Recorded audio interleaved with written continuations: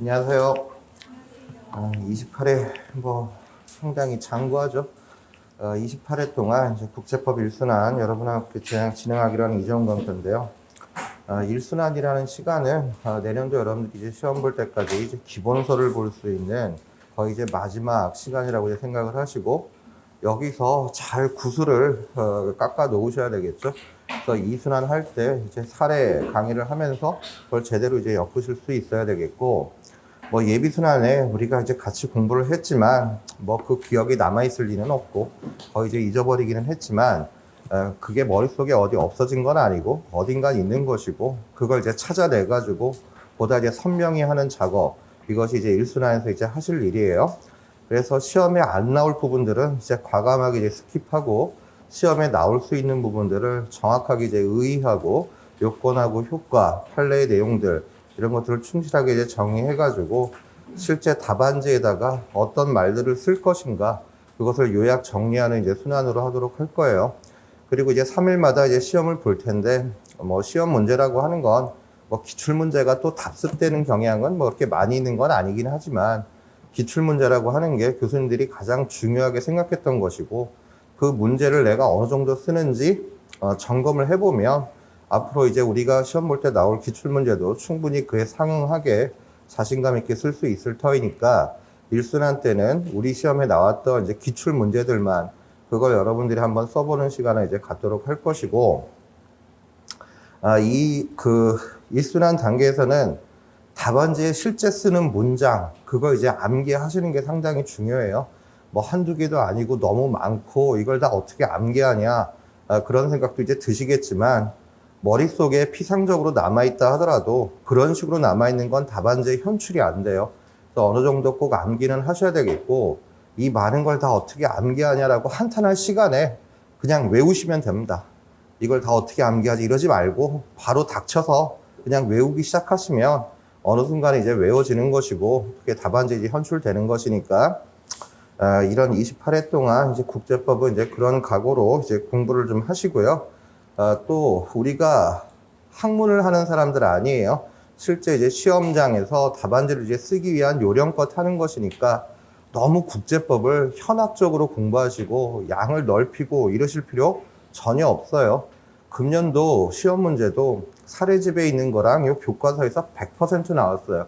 거기서 벗어나지 않아요. 그게 꼭 금년만 한정한 것도 아니고, 예년 다 그러했는데, 책에 빠져 있는 거는 다른 분들도 다 못 쓰는 브리타였어요. 그래서 그런 거는 우리가 과감하게 버리실 줄 알고, 시험 문제에 나올 수 있는 것들을 좀 더 남들보다 더 정확하게 써가지고 점수를 더 높게 가지고 가겠다, 그런 생각으로 좀 전략적으로 이제 시험에 임하시는 거, 이것이 좀 현명한 이제 수험생이라고 보여요.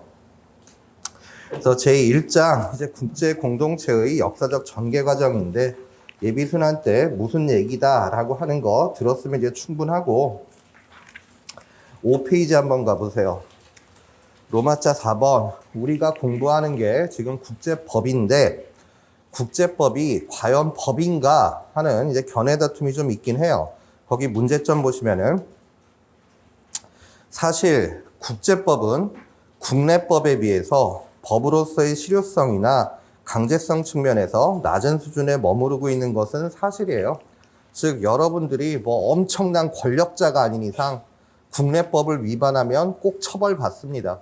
그런데 국제사회에서는 국제법을 위반한 국가가 있다라고 하더라도 꼭 국가 책임을 지지 않는 경우들도 흔히 있거든요.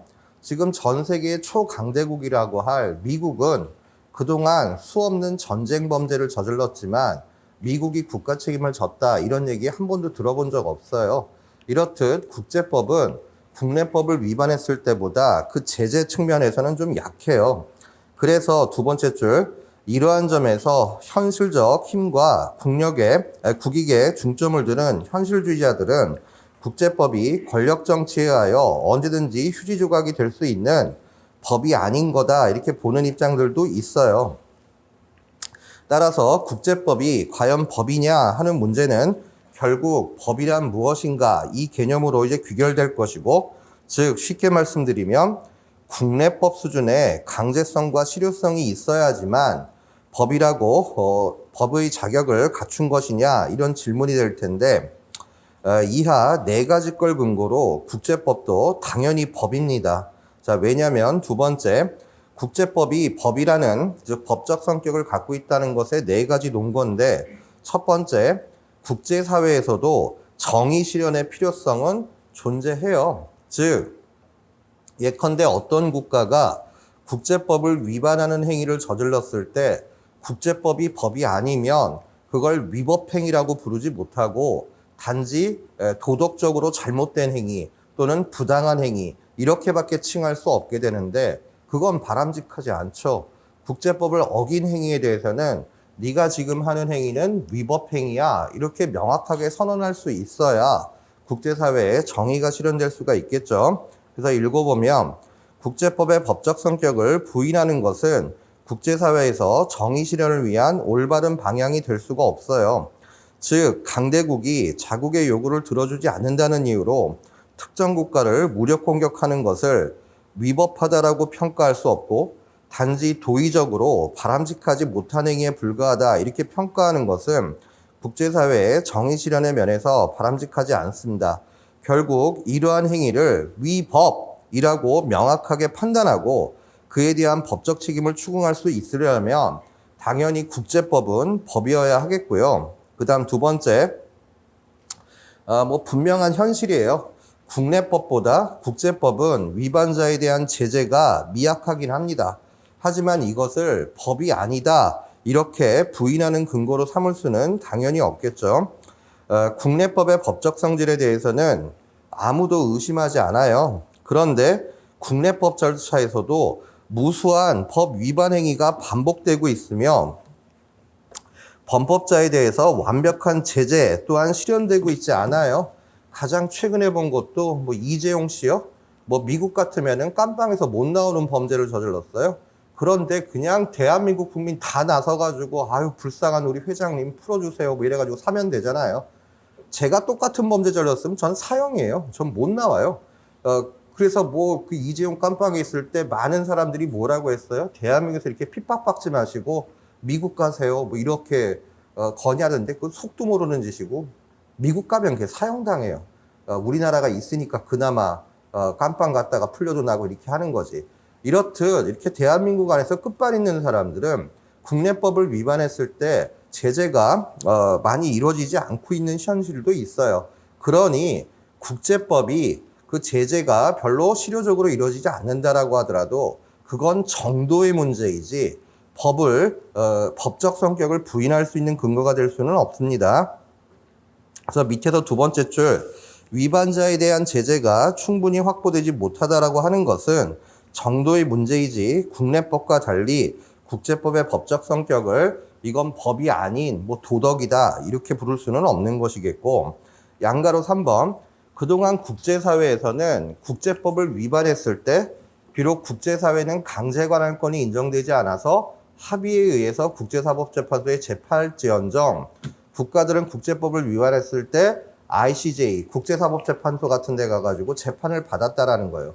국제사법재판소는 사법기관이고 법의 위반이 있는지를 판단하는 기관이니까 국가들은 국제법을 법으로서 인식하고 있다라는 뜻이고 그 다음 넘겨보시면은 모든 국가의 헌법은 국제법을 법으로 인정하고 있어요.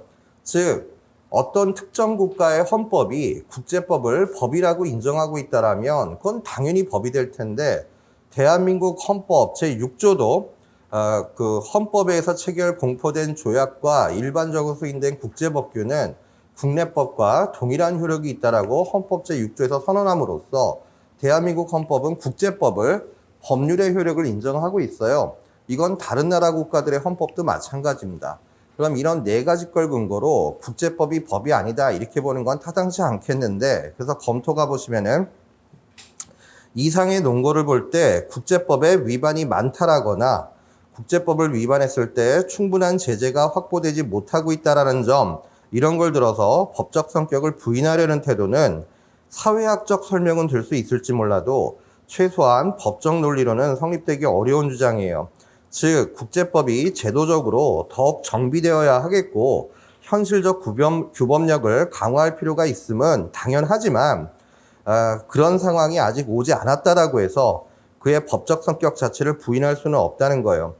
또 반면 국제법의 위반이 많다라고 하지만 아니에요. 실질적으로 따져보면은 국내법보다 국제법의 위반 횟수가 더 적어요. 왜냐하면 국제사회에서 국제법은 비교적 잘 준수되고 있는 현실이다.